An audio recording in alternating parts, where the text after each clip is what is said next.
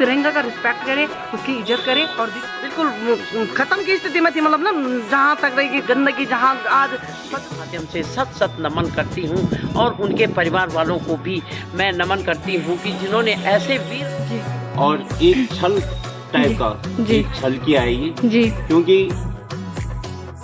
जय श्री राम। बड़ों को मेरा प्रणाम और छोटे भाई बहनों को है ढेर सारा प्यार और आशीर्वाद। तो स्वागत है एक बार फिर से आप सभी का मेरे YouTube channel Archu Garhwali blog में। तो सबसे पहले आप सभी को 78वें स्वतंत्रता दिवस की हार्दिक शुभकामनाएं। तो दोस्तों आज की ब्लॉगिंग की स्टार्टिंग कर ली है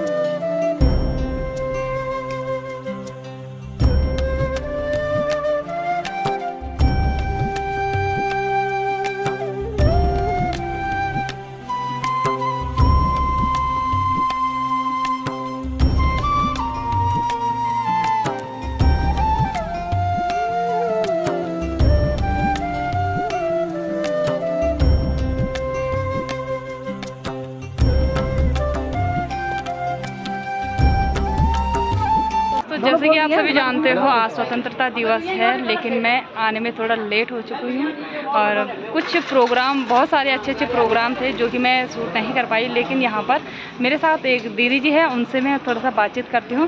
तो सबसे पहले यहाँ पे हमारी बबीता रावत दीदी है। नमस्कार, आपको मेरा नमस्ते प्रणाम। मेरा नाम बबीता रावत है, मैं बीजेपी से हूँ, लोकसभा संयोजक हूँ नमो की। आज जैसे 78वां स्वतंत्रता दिवस है, तो उस उपलक्ष्य में आप क्या कहते हो? मतलब सबसे पहले तो देश और प्रदेशवासियों को 78वां स्वतंत्रता दिवस की हार्दिक शुभकामनाएं। और अच्छा लगा, आज हमने काफ़ी उल्लास के साथ इस दिवस को मनाया है और देश 78वां स्वतंत्रता दिवस मना रहा है। क्योंकि आज हम जैसे कि सुबह पहले हम शहीद स्मारक में गए और जनरल बिपिन रावत जी के वहाँ पे भी गए हम, फिर हम कलेक्ट्रेट में आए अपने पौड़ी के। उसके बाद मेरे खुद एनजीओ के द्वारा यहाँ पे एक कार्यक्रम था ऑडिटोरियम में शहीदों के लिए या स्वतंत्रता दिवस के अवसर पे यहाँ पे बच्चों के द्वारा और हमारा जो एक हरेला पर्व होता है हमारे गढ़वाल में, उसके द्वारा एक प्रस्तुति की गई। अच्छा लगा, बहुत सुंदर था। और इसे बेस्ट मैं सोचती हूँ जैसे कि आज सभी लोगों ने अपने घर में एक तिरंगा लहराया है। एक हमारा तिरंगा अभियान भी चल रहा है कि घर घर हर घर तिरंगा, तो उसी के उसमें भी हमारा काफ़ी वो चला है। ऐसे ही अगले साल भी मैं सोचती हूँ कि अच्छे से अच्छा ये मतलब हम लोगों को ये अभियान ना चलाना पड़े। जैसे कि हम कहते हैं कि हमें घर घर तिरंगा लगाना है, या हम देते हैं या घर जाके हम रैलियाँ निकालते हैं या पूरे अपने नगर में एक रैली निकालते हैं, वो ना करके हर आदमी के अंदर ये जज्बा होना चाहिए कि वास्तव में हमारे जो शहीदों ने देश को आज़ाद करने के लिए अपनी आहुति या शिद्दत दी है, उसके लिए हर आदमी को, हर नागरिक की ये एक अपने मन से प्रेरणा होनी चाहिए कि हम खुद उस तिरंगा का रिस्पेक्ट करें, उसकी इज्जत करें और दिल से करें। हर आदमी को अपने घर में तिरंगा लगाना चाहिए। यही मैं सारे देश और प्रदेशवासियों से और अपने नगर वासियों से भी यही उम्मीद करती हूँ। धन्यवाद। मैं ये पूछना चाहती हूँ, जैसे मोदी जी ने ये अभियान चलाया है हर घर तिरंगा, कब से चलाया, क्यों, मतलब इसकी मुहिम क्या है? मतलब देखो, ये मुहिम मैंने आपको बताया कि ये जो है हमारा काफ़ी वर्षों से ये चल रहा है, जब से मतलब मोदी जी आए हैं। मगर अब जो पहले के अकॉर्डिंग आपने देखा होगा 2010 और 14 की अकॉर्डिंग कितना अंतर है। पहले नहीं था, मगर 14 के बाद हम लोग रैलियों के द्वारा या किसी भी छोटे छोटे कार्यक्रमों के द्वारा ये कार्यक्रम करते हैं हर घर तिरंगा। और उसमें हम हर जो हमारी पब्लिक है, लोग हैं, उनके घरों में तिरंगा देते हैं। बल्कि पिछले साल भी इसको बड़े धूम धड़ाके से मनाया गया। सरकारी कर्मचारी है, कल उनकी रैली थी, उससे एक दिन पहले हमारी जो पार्टी के लोग हैं वो उनकी रैली थी। तो ये मुहिम ऐसे है कि हर आदमी को देश के प्रति प्रेम और स्नेह होना चाहिए। देश प्रेम की भावना को व्यक्त करने के लिए वो हर घर तिरंगा का एक मुहिम चलाई जा रही है। इस तरफ आ जाते हैं, ये जाना माना चेहरा आप सभी जानते होंगे, लेकिन एक बार मैं फिर से बता देती हूँ, ये हमारी सुषमा रावत दीदी जी, जो कि बीजेपी की अध्यक्ष होंगे, जिलाध्यक्ष ना, हाँ जिलाध्यक्ष है। तो आज जैसे कि स्वतंत्रता दिवस तो आपको आज पहले मैं शुभकामनाएं हाँ। और बधाइयाँ। तो आपके हिसाब से जैसे स्वतंत्रता 78वां स्वतंत्रता दिवस है, तो क्या पहल रही इतने सालों में, कैसा हो रहा है मतलब? देखिए मैडम, ऐसा है, पहले तो आपका बहुत धन्यवाद है और आपको भी स्वतंत्रता दिवस की मतलब 77 पूरे हो गए, 78वें में हम प्रवेश कर रहे हैं, तो उसकी बधाई है आपको। और जो ये स्वतंत्रता दिवस जो विगत हम 77-78 सालों से मना रहे हैं, परंतु 5-6 सालों से जब से तिरंगा यात्रा निकली है, तो हर भारतवासी तिरंगा अपने घर में फहरा सकता है। पहले तो एक मानक होता था कि कहीं पर तिरंगा एक जगह में फहराने के लिए जाया जाता था और शाम को उसको निकाल दिया जाता था, परंतु अब हर भारतवासी के घर में तिरंगा फहराया जाता है। ये बड़े सौभाग्य की बात है कि मोदी जैसा नेतृत्व करने वाला प्रधानमंत्री इस देश को मिला है, जिन्होंने कि इस देश की दिशा और दशा ही बदल दी है और 2047 तक हम विकसित भारत की ओर अग्रसर होंगे और भारत विश्व गुरु की ओर होगा। और ये जो स्वतंत्रता दिवस है, मैं इस चैनल के माध्यम से सभी उन अमर शहीदों को, जिन्होंने कि स्वतंत्रता दिलाने में, हमें इस आज़ादी को दिलाने में, हमें खुली हवा में सांस लेने के लिए अपने प्राणों की आहुति दी है, मैं उनको इस चैनल के माध्यम से सत नमन करती हूं। और उनके परिवार वालों को भी मैं नमन करती हूं कि जिन्होंने ऐसे वीर सपूतों को जन्म दिया, जिन्होंने कि देश की आज़ादी में अपने प्राणों की आहुति देकर अपने प्राण न्यौछावर कर दिए हैं। और हमें सांस लेने की हमें जो ये आज़ादी मिली है, उन्हीं की बदौलत मिली है। और मैं आपको बहुत बहुत धन्यवाद आ जाते हैं तो ये है हमारे, ये भी जाने माने चेहरे हमारे आंदोलनकारी वीरा भंडारी आंटी जी हमारे। तो सबसे पहले तो इनको बधाई और शुभकामनाएं देती हूँ मैं कि इन्होंने एक इतनी अच्छी मुहिम चलाई है पौड़ी क्षेत्र में, जो कि मतलब महिलाओं को, मतलब पूरी पौड़ी क्षेत्र के लोगों को इन पे बहुत ज़्यादा गर्व है। मैं तो गदगद हूँ इनकी इस कार्य को देख करके, क्योंकि ऐसा कार्य शायद ही पहली बार ऐसा हो रहा है पौड़ी में, जो ये कार्य कर रहे हैं पूरे पौड़ी में सफाई अभियान का। जैसे कि जितनी भी जगहों में झाड़ियाँ हैं, उन झाड़ियों को काट के वहाँ पे फूलों का उगाना, ये फूलों की बागवानी ये वहाँ पे बना रहे। तो ये मुहिम, ये आइडिया आपको अंदर कैसे आया कि ये मेरे को फूलों की घाटी यहाँ पे बनाना है, कैसे आपको? तो सबसे पहले बाबू, मैं आप लोगों को और पूरे भारतवर्ष को, खासकर उत्तराखंड के लोगों को जो है बहुत बहुत बधाई देती हूँ स्वतंत्रता दिवस के उपलक्ष्य में। और हमारी जो है आज स्वतंत्रता दिवस था, यहाँ पे माननीय मंत्री जी धन सिंह रावत जी आए थे, वो हमारे यहाँ मुख्य अतिथि थे। और मुख्य अतिथि के होने के नाते आज हमारे सारे लोग मतलब बहुत उत्साह से और उल्लास से जो है ये स्वतंत्रता दिवस हमारा मनाया जाता था। आज हमारे जिन फौजी जवान शहीदों ने जो है इस देश को बनाया, जिन्होंने अपनी आहुति बनाई है, जिन्होंने जो है मतलब एक अपनी अंग्रेज़ों के शासन काल में गोली खाकर हमारे देश को आज़ाद किया, तो सबसे पहले मैं उनको नमन करती हूँ। और आज जो ये 15 अगस्त हमारा जो मनाया जाता है, धूम धड़ाके से पूरा भारत में मनाया जाता है। और क्या कहते हैं, इसके लिए सभी लोगों को, पूरे देशवासियों को जो है मैं इसकी बधाई देना चाहती हूँ। और जहाँ तक रही कि ये सफाई, आपने भी कहा कि सफाई अभियान, ये मतलब पूरा पौड़ी नहीं, पूरा जनमानस जो है ये सफाई अभियान की जो है पूरी सराहना कर रहा है। और हमारा पूरा बचपन इस पौड़ी में गुजर रखा है। हमने देख रखे वास्तव में कि वास्तव में जो एक हमारे मोदी जी ने स्वच्छता पे जो एक अभियान छेड़ा हुआ, स्वच्छता, लोग हमेशा ये कहते थे कि साहब 2 पेड़ लगाओ, 4 पेड़ लगाओ, दूसरे सालों हमको पेड़ नहीं दिखते थे। और इतनी गंदगी जो थी, मतलब वास्तव में जो है बिल्कुल ख़त्म की स्थिति में थी, मतलब ना, जहाँ तक रही कि गंदगी, जहाँ आज स्वच्छता अभियान भारत प्रधानमंत्री जी का क्या होता है कि जहाँ पे गंदगी हो वहाँ पे हम लोगों को सफाई करना चाहिए। तो हमारे मन में ये था कि मतलब पौड़ी हमेशा जो है धीरे धीरे खाली होने की कगार में जा रहे हैं लोग, लेकिन हम चाहते थे कि एक आकर्षित का केंद्र बने। तो हमारा चाहे वो हॉस्पिटल मोहल्ला हुआ, टूरिस्ट के नीचे हुआ, मेरी मातृशक्ति ने बहुत संघर्ष किया इसके लिए और बहुत काम किया। इतना मतलब दारू की बोतलें, इतना कांच था, इतनी झाड़ियाँ थी कि जो बिल्कुल कुल्हाड़ी से काटी गई थी। तो मैं अपनी मातृशक्ति का भी धन्यवाद करना चाहती हूँ महिलाओं का कि जो ये वो बनाए। तो ये हमने कहा था कि आकर्षित का केंद्र हम जो है इस पौड़ी को बनाएंगे। और इस पौड़ी में जो है यही हमने एक मुहिम छोड़ी है कि मतलब जो फूलों की बागवानी जो है हमने जो बनवानी है। और फूलों की बागवानी जब हम बनाएंगे यहाँ, तो उसमें निश्चित तौर पे जो है पर्यटन भी आएंगे और आकर्षित का केंद्र भी बनेगा। प्रत्येक आदमी जनमानस जो है उन बागवानी को देखने के लिए। ये भी पूछना चाह रही हूँ कि आप ये मुहिम चला रहे, तो सरकार की तरफ से आपको कुछ मदद मिली या आप अपने आप से ही स्वेच्छा से, मतलब अन्य महिलाओं को प्रेरित की इस मुहिम को चला रहे हैं, या कुछ और लोगों का भी सहयोग आपको मिल रहा है यहाँ पे? तो हमारा जो ये मुहिम चला हुआ है अभी हमें अभी सरकार के माध्यम से भी कुछ नहीं मिला हुआ है और केवल हम अपने संसाधनों अभी हमने जो है ये जो मुहिम में अपना योगदान सहयोग जो महिलाएं करे थे इनको अभी तक हम कुछ नहीं देते हैं। केवल एक उनको प्रेरणा दे रखी है कि हम लोगों ने जागरूक होना। आज हमें माननीय मंत्री जी द्वारा जो है ये प्रशस्ति पत्र सम्मान पत्र मिला था।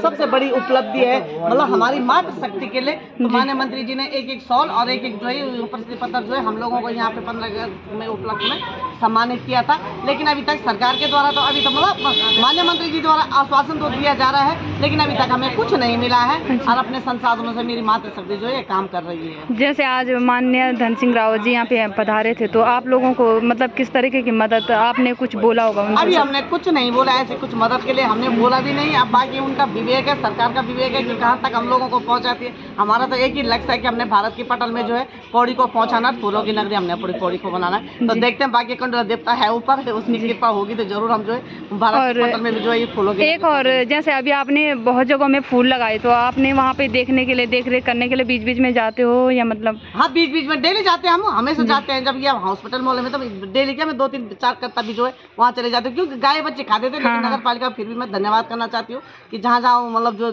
गाय बच्चों का रास्ता था उन्होंने नगर पालिका से जो है थोड़ा रेलिंग कर दी है। अच्छा, तारबाड़? हाँ, तारबाड़ भी नहीं की, लेकिन तारबाड़ के लिए भी हम उनसे प्रस्ताव रख रहे हैं कि जो है हमारी फूलों की बगिया को बचाने के लिए हमें जो है तारबाड़ की व्यवस्था कर दी जाए। तो पूरा आश्वासन जिलाधिकारी महोदय जी भी दे रहे हैं और वीओ साहब नगर पालिका जी भी दे रहे हैं। जी जी जी, धन्यवाद है। को आ जाते हैं तो इस तरफ हमारे ताऊ जी हुए, बड़े ताऊ जी।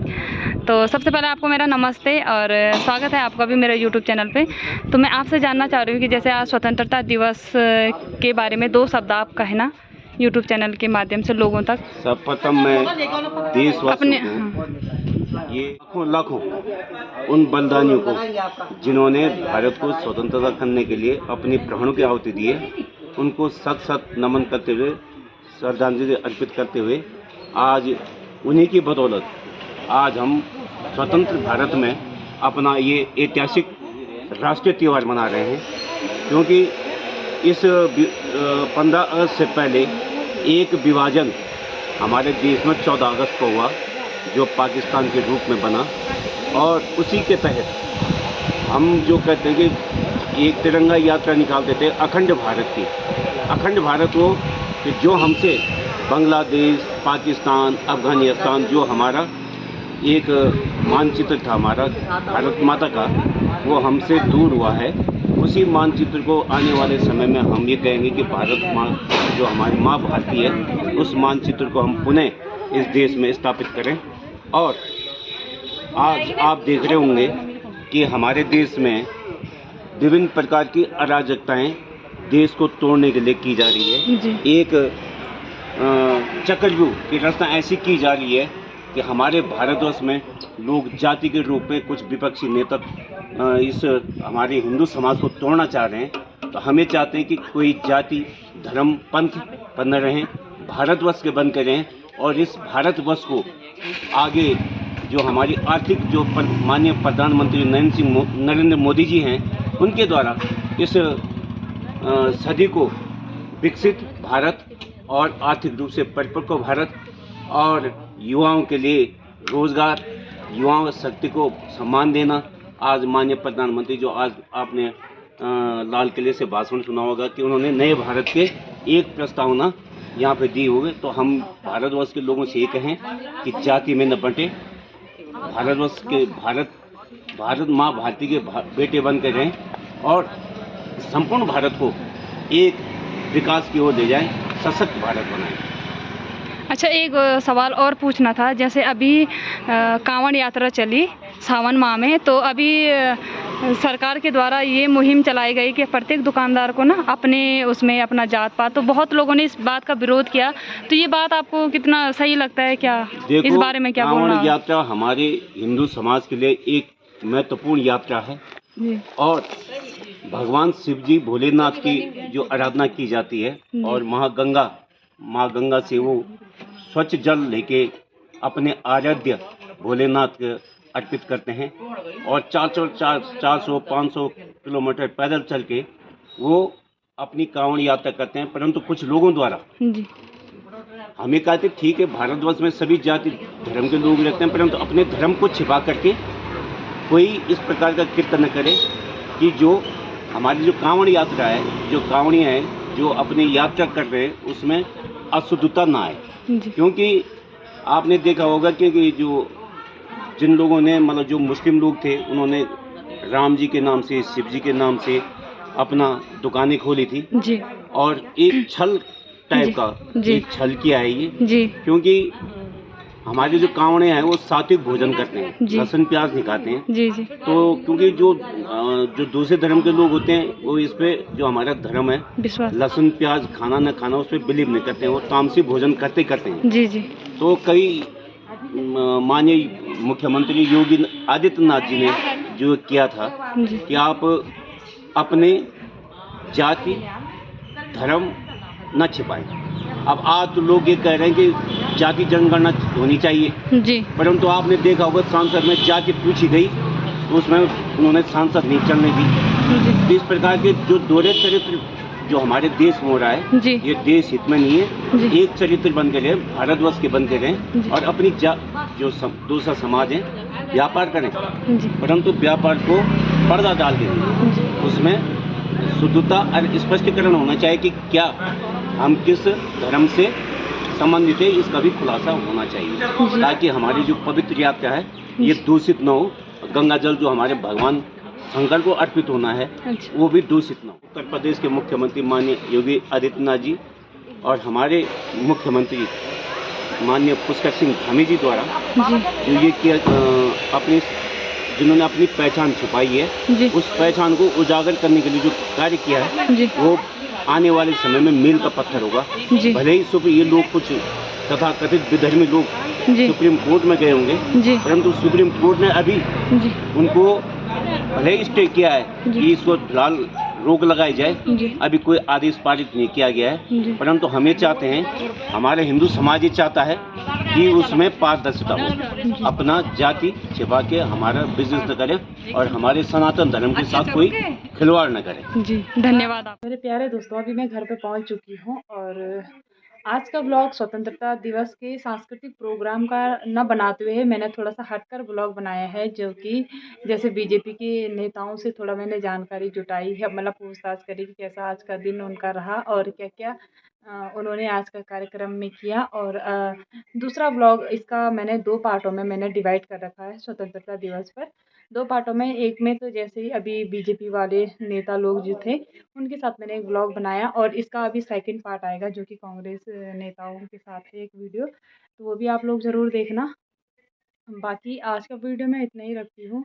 आशा उम्मीद करती हूँ आप लोगों को आज का ब्लॉग थोड़ा अलग लगा होगा, इंटरेस्टिंग लगा होगा, तो लाइक शेयर सब्सक्राइब जरूर करना। फिर मिलते हैं आपको नेक्स्ट वीडियो में, तब तक के लिए बाय बाय, राधे कृष्ण, अपना ख्याल रखना।